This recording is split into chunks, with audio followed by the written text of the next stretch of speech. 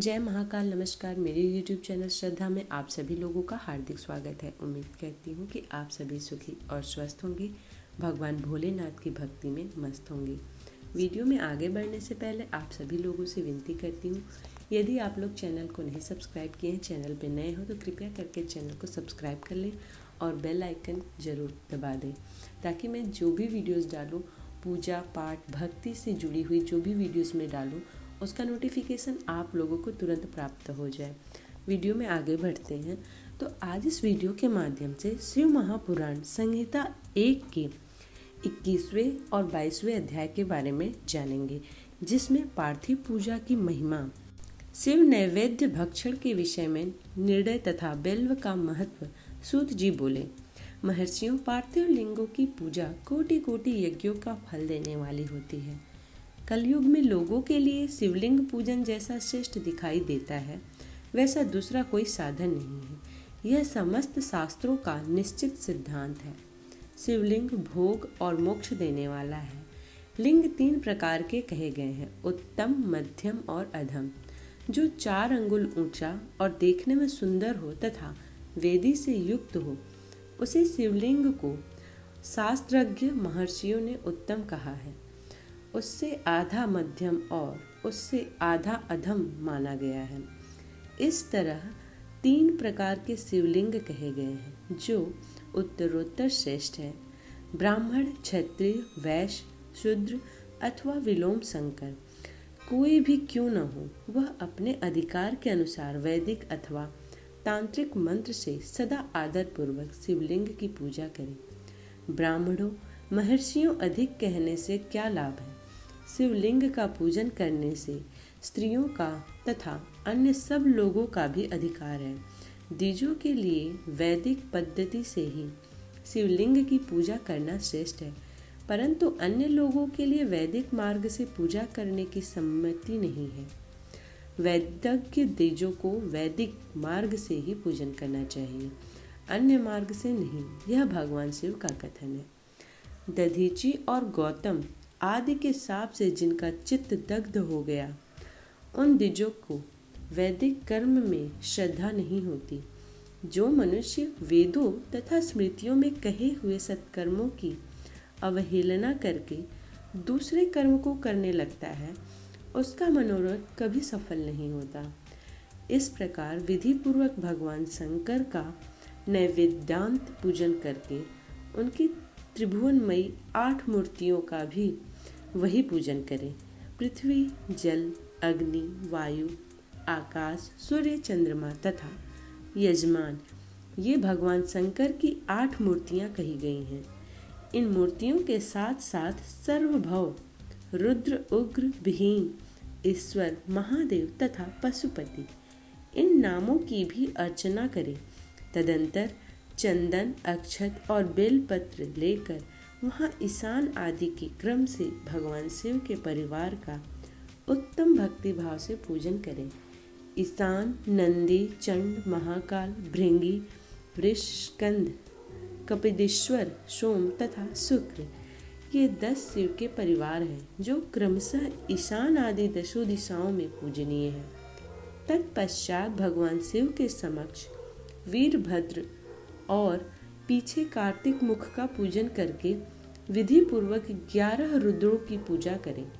इसके बाद पंचाक्षर मंत्र का जप करके शतरुद्रकीय स्तोत्र का नाना प्रकार की स्तुतियों का तथा शिव पंचाग का पाठ करें। तत्पश्चात परिक्रमा और नमस्कार करके शिवलिंग का विसर्जन। इस प्रकार मैंने शिव पूजन की संपूर्ण विधि का आदर पूर्वक वर्णन किया। रात्रि में देव कार्य को सदा उत्तराभिमुख होकर ही करना चाहिए। जहाँ शिवलिंग स्थापित हो, उससे पूर्व दिशा का आश्रय लेकर नहीं बैठना होना चाहिए, क्योंकि वह दिशा भगवान शिव के आगे या सामने पड़ती है। शिवलिंग से उत्तर दिशा में भी न बैठे, क्योंकि उधर भगवान शंकर का वामांग है, जिसमें शक्ति स्वरूपा देवी उमा विराजमान है। पूजक को शिवलिंग से पश्चिम दिशा में भी नहीं बैठना चाहिए, क्योंकि वह आराध्य देव का पृष्ठभाग है और पीछे की ओर से पूजा करना उचित नहीं है। अतः अवशिष्ट दक्षिण दिशा की ग्राह है, उसी का आश्रय लेना चाहिए। तात्पर्य यह कि शिवलिंग से दक्षिण दिशा में उत्तराभिमुख होकर बैठें और पूजा करें।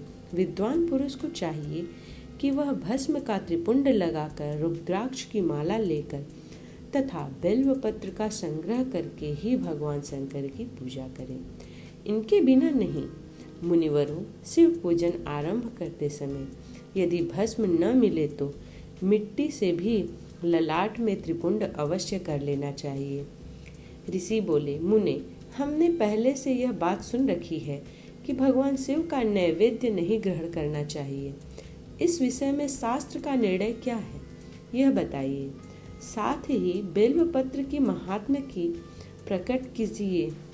सुत जी ने कहा, मुनियों, आप शिव संबंधी व्रत का पालन करने वाले हैं, अतः आप सबको सत्सह धन्यवाद है।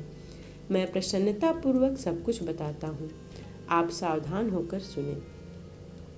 जो भगवान शिव का भक्त है और बाहर भीतर से पवित्र और शुद्ध है, उत्तम व्रत का पालन करने वाला तथा दृढ़ निश्चय से युक्त है, वह शिव नैवेद्य का अवश्य भक्षण करे। भगवान शिव का नैवेद्य अग्रह है, इस भावना को मन से निकाल दें। शिव के नैवेद्य को देख लेने मात्र से सारे पाप दूर हो जाते हैं। उसको खा लेने पर तो करोड़ों पुण्य अपने आप भीतर आ जाते हैं। आए हुए शिव नैवेद्य को सिर झुकाकर प्रसन्नता के साथ ग्रहण करें। आए हुए शिव नैवेद्य को यह कह करके कि मैं इससे दूसरे समय में ग्रहण करूँगा, लेने में विलंब कर देना, वह मनुष्य निश्चय ही पाप से बांध जाता है। जिसने शिव की दीक्षा ली हो, उस शिव भक्त के लिए यह शिव नैवेद्य अवश्य भक्षणीय है। ऐसा कहा जाता है कि शिव की दीक्षा से युक्त शिव भक्त पुरुष के लिए सभी शिवलिंगों को नैवेद्य शुभ एवं महाप्रसाद है, अतः वह उसका अवश्य भक्षण करे। परंतु जो अन्य देवताओं की दीक्षा से युक्त हैं और शिव भक्ति में भी मन को लगाए हुए हैं, उनके लिए शिव नैवेद्य भक्षण के विषय में क्या निर्णय है, इसे आप लोग प्रेम पूर्वक सुने। ब्राह्मणों, जहाँ से शालिग्राम शिला की उत्पत्ति होती है, वहाँ के उत्पन्न लिंग में रस लिंग में पाषाण, रजत तथा सुवर्ण से निर्मित लिंग में देवताओं तथा सिद्धों द्वारा प्रतिष्ठित लिंग में, केशर निर्मित लिंग में, स्फटिक लिंग में, रत्न निर्मित लिंग में तथा समस्त ज्योतिर्लिंग में विराजमान भगवान शिव के नैवेद्य का भक्षण चंद्रायण व्रत के समान पुण्यजनक है। ब्रह्मत्व करने वाला पुरुष भी यदि पवित्र होकर शिव निर्मल्य का भक्षण करे, उसे धारण करे, तो उसका सारा पाप शीघ्र ही नष्ट हो जाता है। पर जहाँ चंड का अधिकार है, वहाँ जो शिव निर्मल्य हो, उसे धारण मनुष्यों को नहीं खाना चाहिए। जहाँ पर चंड का अधिकार है, वहाँ जो शिव निर्माल्य हो, उसे साधारण मनुष्यों को नहीं खाना चाहिए। जहाँ चंड का अधिकार नहीं है, वहाँ के शिव निर्माल्य का सभी को भक्ति पूर्वक भोजन करना चाहिए। बाण लिंग नर्मदेश्वर, लोह निर्मित लिंग, सिद्ध लिंग और स्वयंभू लिंग, इन सब लिंगों में तथा शिव की प्रतिमाओं में चंड का अधिकार नहीं है। जो मनुष्य शिवलिंग को विधि पूर्वक स्नान कराकर उस स्नान के जल का 3 बार आचमन करता है, उसके कायिक, वाचिक और मानसिक तीनों प्रकार के पाप भी शीघ्र ही नष्ट हो जाते हैं। जो शिव नैवेद्य पत्र, पुष्प, फल और जल आग्रह है, वह सब भी शालग्राम शिला के स्पर्श से पवित्र ग्रहण के योग्य हो जाता है। मुनीश्वरों, शिवलिंग के ऊपर चढ़ा हुआ जो द्रव्य है, वह आग्रह है। जो वस्तु लिंग स्पर्श से रहित है, अर्थात जिस वस्तु को अलग रखकर शिव जी को निवेदित किया जाता है, लिंग के ऊपर चढ़ाया नहीं जाता, उसे अत्यंत पवित्र जानना चाहिए। मुनिवरों, इस प्रकार नैवेद्य के विषय में शास्त्र का निर्णय बताया गया है। बिल्व का महात्म्य, अब तुम लोग बिल्व के महात्म्य को सुनो।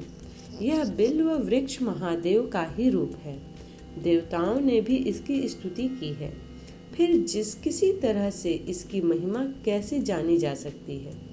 तीनों लोकों में जितने पुण्य तीर्थ प्रसिद्ध हैं, वे संपूर्ण तीर्थ बिल्व के मूल भाग में निवास करते हैं। जो पुण्यात्मा मनुष्य बिल्व के मूल में लिंग स्वरूप अविनाशी महादेव जी का पूजन करता है, वह निश्चय ही शिव पद को प्राप्त होता है। जो बिल्व के जड़ के पास जल से अपने मस्तक को सींचता है, वह संपूर्ण तीर्थों का स्नान के फल पा लेता है और वही इस भूतल पर पावन माना जाता है। इस बिल्व के जड़ के परम उत्तम थाले को जल से भरा हुआ देखकर महादेव जी पूर्णतया संतुष्ट होते हैं। जो मनुष्य गंध पुष्प आदि से बिल्व को मूल भाग का पूजन करता है, वह शिवलोक को पा लेता है और इस लोक में भी उसकी सुख संतति बढ़ती ही रहती है। जो बिल्व की जड़ के समीप आदर पूर्वक दीपावली जलाकर रखता है, वह तत्व ज्ञान से संपन्न हो भगवान महेश्वर में मिल जाता है। जो बिल्व की शाखा थाम कर हाथ से उसके नए नए पल्लव उतारता और उनसे उस बिल्व की पूजा करता है, वह सब पापों से मुक्त हो जाता है। जो बिल्व के जड़ के समीप भगवान शिव में अनुराग रखने वाले एक भक्त को भी भक्ति पूर्वक भोजन कराता है, उसे कोटि गुना पुण्य प्राप्त होता है। जो बिल्व के जड़ के पास शिव भक्त को खीर और घृत से युक्त अन्न देता है, वह कभी दरिद्र नहीं होता। ब्राह्मणों, इस प्रकार मैंने संगोपांग शिवलिंग पूजन का वर्णन किया। यह प्रवृत्ति मार्ग तथा निवृत्ति मार्ग पूजकों के भेद से दो प्रकार का होता है। प्रवृत्ति मार्ग लोगों के लिए पीठ पूजा इस भूतल पर संपूर्ण अभिष्ट वस्तुओं को देने वाली होती है। प्रवृत्त पुरुष सुपात्र गुरु आदि के द्वारा ही सारी पूजा संपन्न करे और अभिषेक के अंत में अगहनी के चावल से बना हुआ नैवेद्य निवेदन करे। पूजा के अंत में शिवलिंग को शुद्ध संपुट में विराजमान करके घर के भीतर कहीं अलग रख दे। निवृत्त मार्गी की उपासकों के लिए हाथ पर ही शिव पूजन का विधान है। उन्हें भिक्षा आदि से प्राप्त हुए अपने भोजन को नैवेद्य रूप में निवेदित कर देना चाहिए। निवृत्त पुरुषों के लिए सूक्ष्म लिंग ही श्रेष्ठ बताया जाता है। वे विभूत से पूजन करें और विभूति को ही नैवेद्य रूप से निवेदित भी करें। पूजा करके इस लिंग को सदा अपने मस्तक पर धारण करें। ओम नमः शिवाय। इस प्रकार शिव महापुराण संहिता 1 का 21वां और 22वां अध्याय भी समाप्त होता है। उम्मीद करती हूँ कि आज की यह वीडियो आप लोगों को पसंद आई हो। वीडियो पसंद आई हो तो वीडियो को लाइक करिए, शेयर करिए और चैनल को ज़रूर सब्सक्राइब करिए। इसी प्रकार के वीडियोस को प्राप्त करने के लिए चैनल को सब्सक्राइब करना ना भूलें। मिलते हैं अगले अध्याय में, तब तक के लिए हर हर महादेव।